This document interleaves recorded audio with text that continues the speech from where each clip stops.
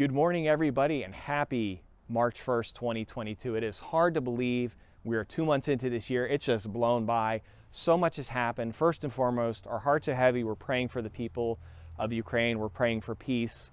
So everybody in Ukraine, we are thinking about you, and obviously we're worried, but hopefully peace will prevail.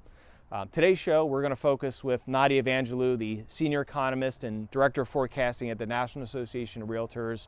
We're going to talk about the impact of the Russian invasion on Ukraine. What's the Fed going to do here? Are they going to keep rates low? Are they going to taper things a little bit and see where things go? There's an upcoming Fed meeting, so we'll talk about that. And Nadia actually shared a report with us about housing affordability in many metropolitan areas. So we're going to dig into that a little bit and talk about the varying income levels and see what's affordable, because that's the biggest problem out there right now. There's just no inventory out there, and a lot of people are getting frustrated. So we're going to ask questions about what do we see the housing market doing over the next 90 days, 6 months? I think a lot of people thought we'd see it start to move a little bit faster. But again, here we are in the middle of winter here. Yes, days are getting longer, but January was a very slow month for real estate purchases, and February seems to be along the same. We're starting to see an uptick here. We're getting a lot of phone calls, which is great. But we definitely want to dig into all that detail, the report, and also talk about what the Fed's thinking. So without further ado, let's get here to episode number 2 and welcome Nadia from National Association of Realtors.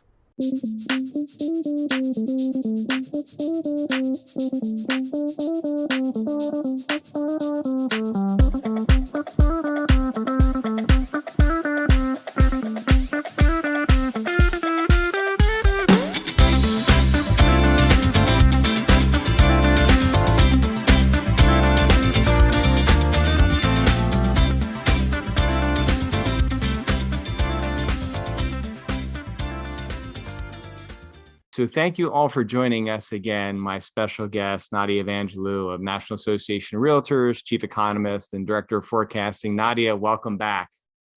Hi, Joe. Thank you for having me here today. Yep. Thank you for agreeing to do this. This is a great experience, and I think we're really educating people. Got a lot of great feedback on the first one we did. So happy to continue this and appreciate it.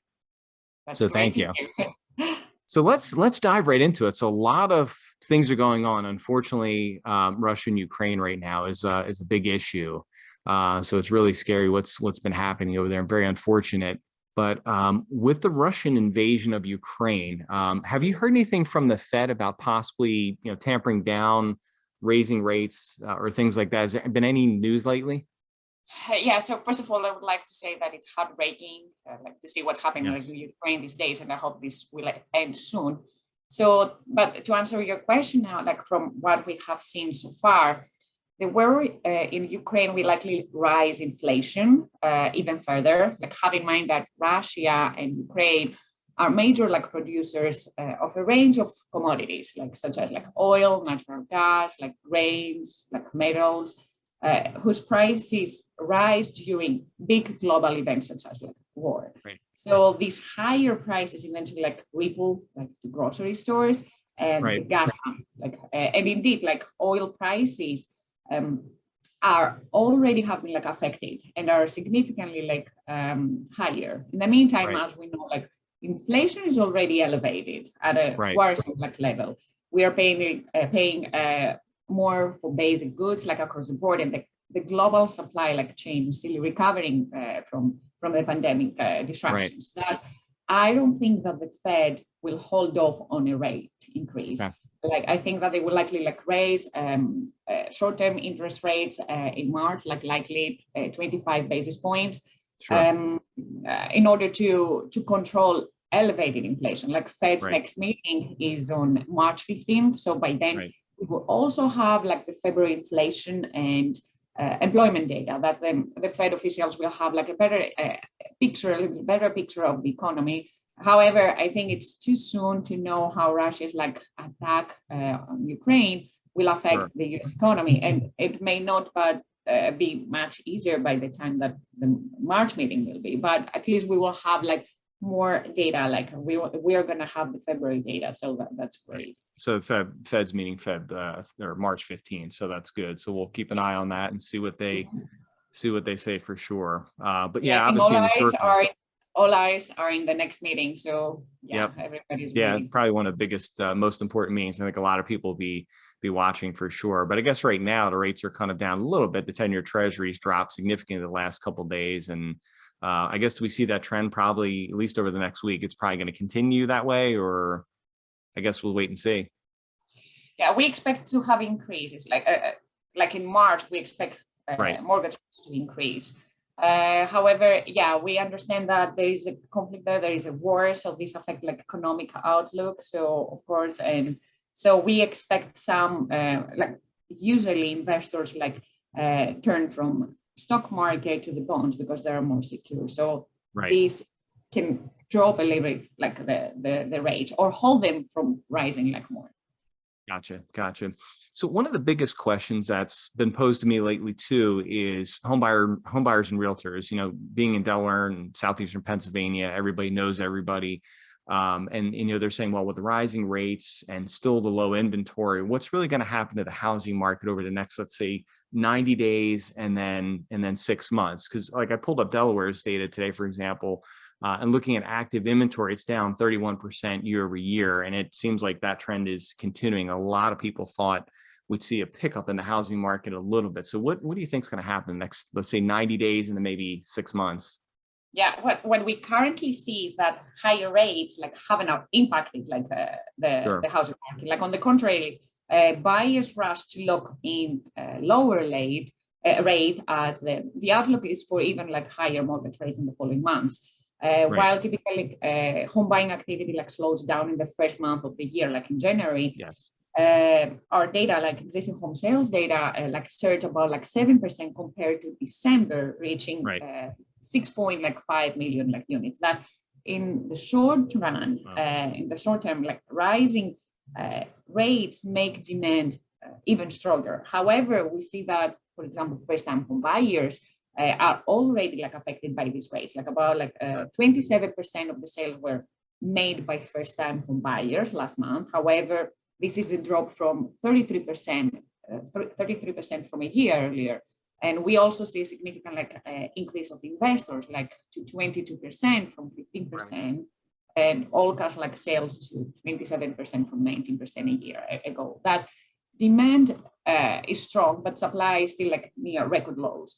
However, we expect like more homes to enter the market later this year. So I don't think that in the short term, these rising rates will affect the home buying activity. And I think spring will be very interesting season because for the housing market, because we know that home buying activity is paying is rising more like in spring due to the seasonality like trends. But for the outlook, like for the next 6 months, for the rest of 2022, we see construction is rising. So we're building about like 400,000 like more homes now compared to pre-pandemic. That's with higher mortgage rates and more homes in the market. We expect home buying activity to slow down in 2022 compared to last year, and about like 2%. However, I would like to underline that housing market will continue to outperform compared to pre-pandemic. And to give you an idea, we expect about like 5.9 million homes to be sold in 2022, which is still like a 10% like increase compared to 2019. Sure. So as a result, we expect like home prices to continue to rise, but at a slower pace. Remember that there is like housing shortage. So when there's a housing shortage, like home prices cannot drop because there's demand. There's no like enough supply over there. Right. And I think that's the biggest sort of misconception I've seen out there from a lot of realtors and home buyers where we've tried to educate them. You know, they're like, hey, the pandemic's over. It's kind of, we're on the tail end of it, or we're past the hard part. And I think everybody seemed to think that the housing market was just going to explode and go nuts in 2022. I think we thought a little bit, we'd see a little bit more activity versus what we're seeing now. But I think our expectations were kind of tampered a little bit. But I think to me, that was like the big thing. People are saying, oh, we're going to see so many people sell. They're getting out of the homes now and they want to upgrade. And we're just obviously not seeing that. But it's a good point that we'll still see it higher than what it was, you know. Yeah. Right. Higher than pre-pandemic. Yeah, it's going to be more busier, but not the year that we had, like 2021. We don't expect to be like as 2021. 2021 was the best year like since 2006, like in the last 15 years. Right. So we expect to slow down, but again, to outperform compared to pre-pandemic. Yep. Gotcha. Now, do you see any movement or increase like in people, let's say, refinancing their homes, or even really kind of, I know the Fed's put a couple things into second homes and investment properties, and rates are obviously going to go up. Have you heard anything like that? Like people are going to take more cash out to buy, a second home and investment property, or is that sort of just expectations are probably leveled off? I don't see like whoever like already refinanced. I don't think that they're gonna refinance now because like mortgage rates will be higher. Right. So we expect to be higher. So whoever like took advantage, like benefited like from Yep. lower rates like last year. So I don't think that it makes sense for them. However, we see like an increase of investors and all Right. class offers. So yeah, this is what we see, and this is a little bit like challenging for the housing market because we want to have like everybody to have the same opportunities. Like first-time home Yep. buyers are priced out, like they're out of the market because they cannot compete with the investors because they have like all Yeah. cash. And first-time home Right. buyers, yeah, we Yeah. have to have in mind that rental cost is rising as well, so which makes it like even harder for them to save on down payment. So Yeah. it's gonna be challenging. Yeah. Yeah, and that's the toughest thing. Like I have like right now a couple of buyers where they're just out of the market, and that's their frustration because they've looked at 7 homes and they've got outbid by cash. One was like 30% down. Somebody was putting like 60% down, and I was like, I couldn't believe that. And their offer was pretty strong, and we've even taken people to what we've called like a conditional approval with a to be determined property, give them a little bit better chance, and that's worked in some cases, but in other cases it just hasn't. Even with FHA, it's just really hard to get that through for sure. However, So if they bought like the house like 10 years earlier, so yeah. still mortgage rates are lower. So these people, yeah, these owners may like benefit, still can benefit from Right. low mortgage rates because we need to have in mind that these rates are historically low. So even Yep. though they're like higher than last year, again, Right. it's like low mortgage rates. So we Absolutely. expect some of them to do like cash out, like refinance, because we have to have in mind that when the house appreciates, the new loan is based Right. on the new price. So they can get like, it's good for the owners because they can have like Right. cash out and they can get like more money from this with a new loan that they get with the Gotcha. refinance, the cash out refinance. Gotcha. Mhm. One article that you guys had sent to me to take a look at, I really was totally intrigued by, and it really captivated me, was the double trouble of the housing market that National Association of Realtors put out. And the first line I read, it just captivated me, where it basically, and I'll read it, it just said 2 and 3 renters cannot afford to buy a home. 1 and 2 renters pay more than 30% of their income per rent due to rising rental costs. That's unbelievable. I was shocked to see that number. Yeah, they're very squeezed, and this is what we see. It's almost like Right. intended for them because they want to buy a home. However, they cannot save for down payment, so Right. that makes it like even harder for them. Yeah. Right. And what So was what was the purpose of the report? Was it just because of the low inventory that was out there, or were people just kind of really wanting to get some data behind the market? yeah, so the main purpose of this report was to estimate what is the impact of the combination of rising home prices and low inventory of home buyers. And as you know, Right. like home prices like continue to rise to record highs, like eroding affordability. So specifically in the last couple of years, we see like home prices rose about like 30%. As a Right. result, the typical home is about like 80,000 more expensive than pre-pandemic, like back in Wow. 2019. In the meantime, another factor that we take a look when we want to estimate about to get an idea about affordability is that wages, and we see that wages may have also increased, but not at the same pace of home prices. So this means that potential buyers need to spend more of their budget on housing, like in order to buy the typical home now compared to 2019. Right. Meanwhile, we have another record, like, and this is a record low, and Right. inventory like dropped significantly in the last couple of years, like reaching record lows, like in 2021. So this also translates to fewer options for home buyers, like leading Right. to multiple offers that we have and the competition that we see, like in the housing market. So two troubles like are happening like at the same time, like record high home prices and record low inventory. So this Right. report looks at this dual phenomenon across the country, compared like the number of available like homes that people at any income level can afford to buy now and pre-pandemic. Right. That was interesting. So what's like, maybe let's say two trends that really stuck out? I mean, I know when I read that piece, I was really surprised to see that, but the $80,000 in, home costs more, that was pretty substantial too, to see that. So yeah, so when we combine, I wanted to give you like an idea. So due to Sure. price appreciation, we get that households earning about like 75 to 100,000 currently Right. can afford to buy 51% of the active housing inventory. However, the same household was able to afford to buy about 58% of the homes for sale back in 2019. That's during the Right. pandemic. We see that affordability for households in this income bracket dropped by 7 percentage points. But what does this mean? Like, so for everyday people, it's like, okay, you tell me that my affordability dropped like 7%, but what does this mean? Like for my, Right. how does this affect me? So we thought that we needed to get something which is like, I could call it like more tangible to help us like understand better the current situation of home buyers, and Right. specifically after taking into account like that there are like currently nearly 60% like fewer listings than pre-pandemic. We get that there are about 250,000 homes that currently list for sale that a household earning 75 to 100,000 can afford to buy.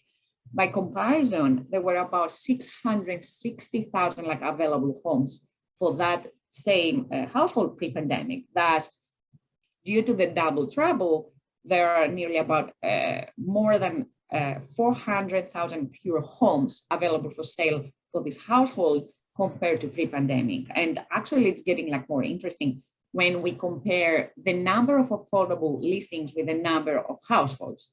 In other words, we see how many, for example, like how many households compete for its listing. And according to the census, we have about like 16 million like households that earn 75 to 100,000.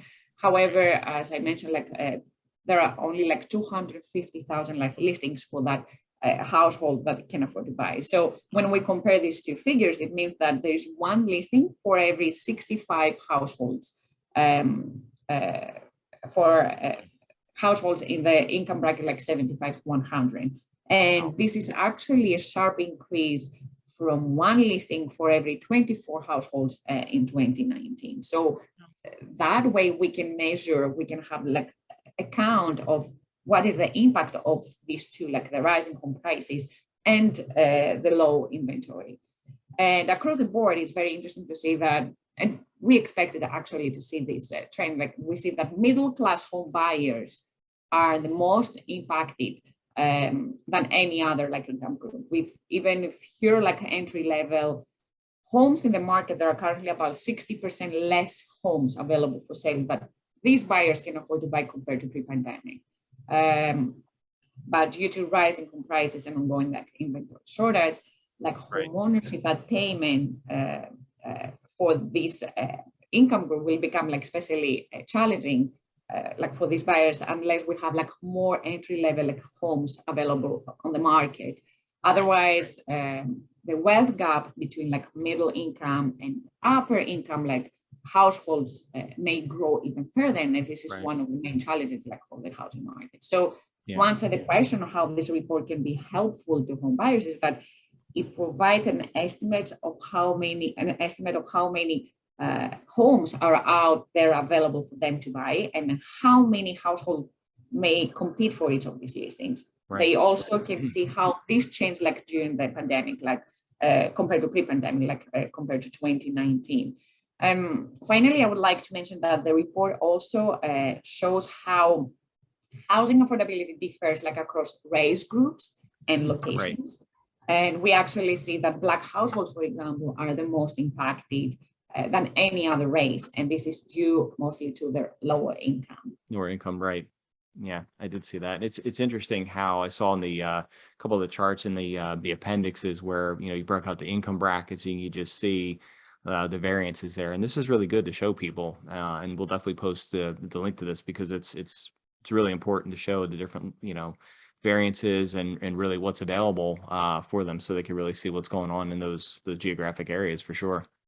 Yeah, and we are going to keep tracking that. So we have the realtors for the distribution curve and score, and this is what we are going to have. We're going to have like in our web page that you can see every month like how this changes, how many actual counts, like how Right. many listings you can afford to buy depending on your income. Yeah, that makes sense. Well, this has been great. I really appreciate your time. Any last thoughts? I know there's a lot of important things coming up with the Fed meeting on the 15th, so it'll be really interesting to watch that and see what happens. Yes, I totally agree. Yeah, be having our popcorn and coffee or whatever, or drinks, and waiting to see what they say. But It's coming soon. yep. Well, as always, Nadia, we appreciate your time, and thank you for joining us on this episode. And it's wonderful to do this. Thank you, Joe. Thank you. What did you think? That was an awesome interview. Thank you so much, Nadia. Again, we really appreciate your time and all the information you've provided. And I think it's pretty clear that from what we're hearing, the Fed's going to continue to look to raise rates. They're going to monitor things, of course, but they're going to continue to increase rates, and we'll probably see that quarter point increase in the rates coming up soon here at the end of March or early April. So let's keep an eye on that. The Fed meeting is March 15th, so pay close attention to what they're going to do.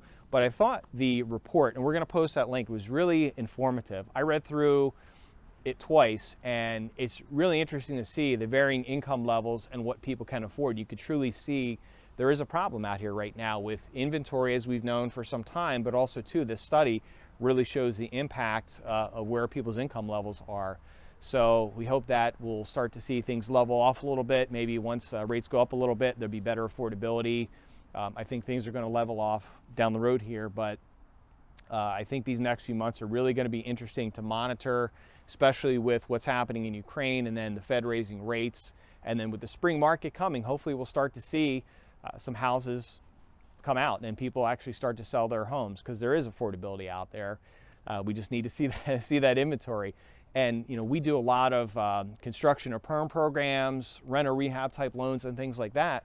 So I think that's also a way for people to stimulate the housing market as well. So if you're looking at homes and you see something that you say, well, that's not exactly what I want, but I can make it a certain way, there's renovation loans, or if you find land, you can build a home and you can do a construction or perm loan. So that's certainly an option. But we definitely thank you for your time and watching. We're excited to continue this series going, and we appreciate everything that Nadia and the National Association of Realtors has brought. So until next time, we'll see you then. Take care.